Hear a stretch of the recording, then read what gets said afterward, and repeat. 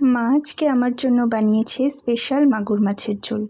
মাছগুলো ভালো মতন ধুয়ে নুন হলুদ মাখানো আছে। তারপর গোটা ধনে জিরে শুকনো লঙ্কা মা ভালো মতন বেটে নিচ্ছে।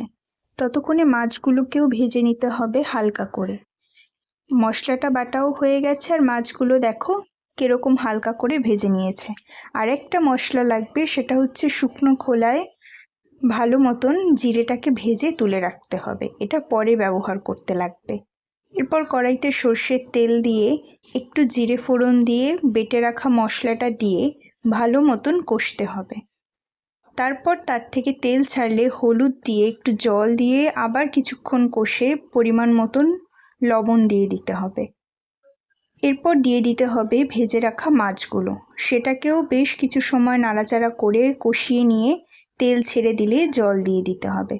জলটা যখনই টকবক করে ফুটে আসবে তখন ওপর থেকে চেরা কাঁচা লঙ্কা দিয়ে ঝোলটাকে একটু টানিয়ে মাখো মাখো করে নিতে হবে।